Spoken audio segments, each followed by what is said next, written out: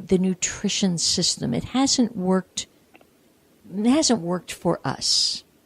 So I'm going to really say to you, you want to be very, very careful of your nutrition at this time because you're vulnerable. You're vulnerable because of uncertainty in job situation. When there's an uncertainty any which way, we're more vulnerable, okay? Mm-hmm. So let me just find a lovely message for you.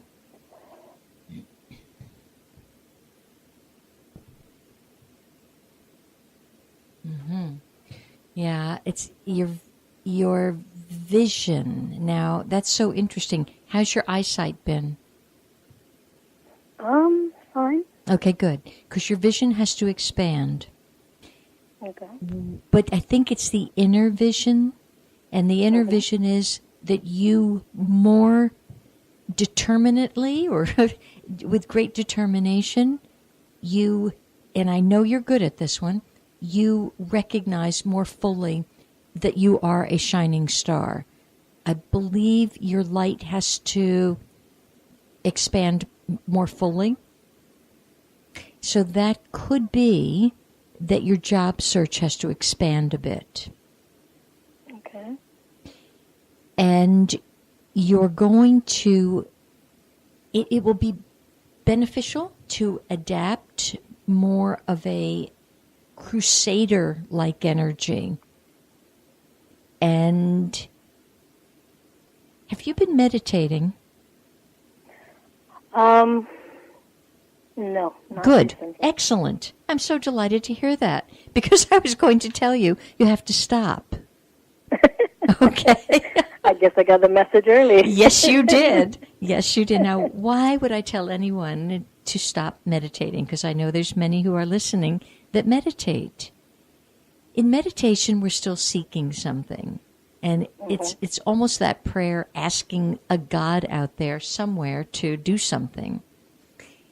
Well, the deeper part is drop the meditation and simply be what you are, which of course is the manifestation of God in the body known as Sandhya. That's why they want your vision to expand. There it is. I don't know if you can see exactly what was just said for you. So it's the seeing of your own God self that's the expanded vision, which will somehow energize you and energize your right position. The idea of searching for a job, you even have to give that up, because in an expanded vision, you're already one with your perfect career and job. Okay. That's interesting because I had two conversations on Friday and both of them were brought to me. It's not something I went looking for. Okay, good. Okay. And now we're under a retrograde Venus. And we're also going into the shadow side of a retrograde Mercury. So it's a little tricky dance right now. But mostly it's tricky for people who haven't let go. So once again, the more we drop it, the easier it is. So all beliefs about anything. I want that kind of position. I need to be here. I need to be there. Because the essence of you, the real essence, the manifestation of the God force, it doesn't know what you're talking about. It sounds crazy. We've been taught to pray for something. That's what's crazy. So it's more simply remembering that it's only the thoughts that are going to hold you back.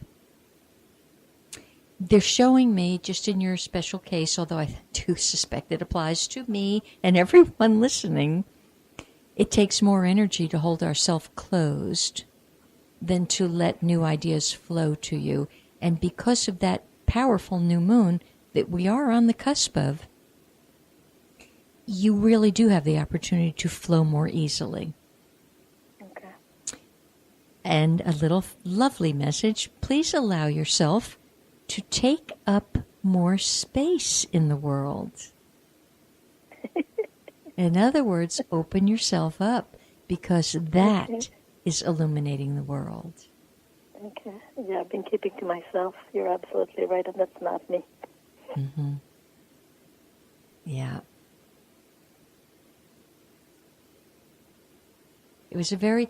Do you remember, Sandhya, in any of your charts where one of the cardinal points are, whether it be Aries, Libra, or Cancer, Capricorn? I do not. Okay, I don't either. In a while. Yeah. You know, once in a while I get a flash of, oh, that's where it was, but I just don't. What did you remember your rising sign? No, I do not. Okay. Oh, okay then. Then you have to just be on the illumination trail without. I always left that up to you, I guess. So, and of course, I would run and get the paperwork and then be smart. Yeah, I like this new moon for you very much, Sandhya. Okay. Very much. Okay. Now remember, we're in a year of new beginnings. Mm-hmm. We're in a year where every process and everything we've ever learned, as far as I can figure out, doesn't apply and it doesn't work. Mm-hmm. So the more I'm dropping opinions and judgments, and everything is going. Mm-hmm. So be very careful, because these judgments and opinions are a dime a dozen out there. But I know how you operate. I know the antiquity of your soul nature. Mm-hmm. Not your human body, your soul nature, because we've talked about that from when you were a kid. You just are old. Yes. And old, what I'm going to share today, something out of the book that I've gone back to Dance with Angels. Have you ever read that? No, I have not. You may have to look that up. It was born in the 1990s, and it's really a happy book. And it's through a channel, and the channel brings forth the work of a grand spirit known as Dr. Peebles, who, while he was in body, he was a doctor. Okay. And it's the couple, a husband and wife, are authors, and they actually interviewed the channel a lot, took part in sessions, so their name is on the cover, and it's Don and Linda Pendleton. But here's just one of the things that I think will help you. The scenario here is you have an opportunity to talk to God. You have an opportunity to ask God some questions, okay? So, of course, the problem is, what would you ever ask the great omnipotent presence, okay? So here it starts out with, just try a little scenario just for fun. And so God replies, you live forever. And then the people say, that's not exactly an original idea, your worship. Many men have told us that. Tell us something that we've never heard before. And God says, you are the personification of the divine on earth. And, of course, the people answer back, Jesus and all the other mystics told us that. Come on, tell us something hot. And God says, you already contain all truth within yourselves. And we reply, we know that. Tell us something new. So those are the things that your conversation with God would be. Even your message alluded to the exact same thing. Just remembering you are the personification of the divine. There's really not much to do. There's not much to seek. There's not much to search. There's nothing to seek and search, as a matter of fact. So you are being your divine, fulfilling, life-enhancing opportunity to contribute to the creativity of life. Now, that's a lovely, proactive way of your job description, of explaining your job description. I think I should put that on my resume, maybe. I think you should. Knowing how you operate and live, So it says it all. Won't it be grand when we live and move and more people appreciate that and move from that point of view? Absolutely. Yeah. So don't get attached to anything right now, okay? And that will keep you sane.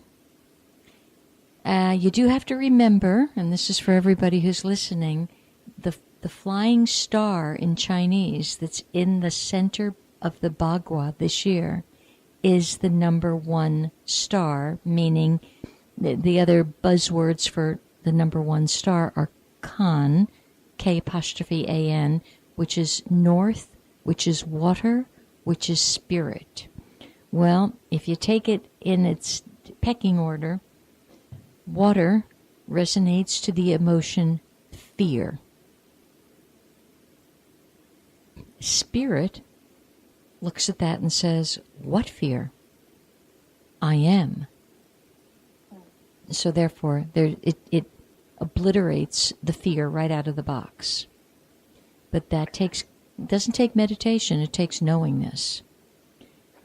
And I believe as we just live and breathe in the knowingness, you begin to catch yourself more quickly every day with, let it go, because, Yes. Makes sense? Absolutely. Okay. But like you said, we're all impatient. After 3 months, I'm like, okay, let's get this show on the road. Yep, it's time now. Well, look, I say that, but I would tell you there is no such thing as time. So it would appear that it's in divine order. There'd be no reason why it can't manifest now. So will you do a very thorough investigation at any thought patterns that are inhibiting the go-forward mode, and a thorough investigation of what well-meaning people are saying to you, because you may have to go into hibernation. I have been hibernating, actually, for that reason. Good, because well-meaning people are going to say, "Oh, you haven't gotten that yet?" Yeah. I don't know if you remember being pregnant with the girls. One of the worst questions people would ask me when I was carrying my son, looking full on at me, "Oh, you haven't had the baby yet?"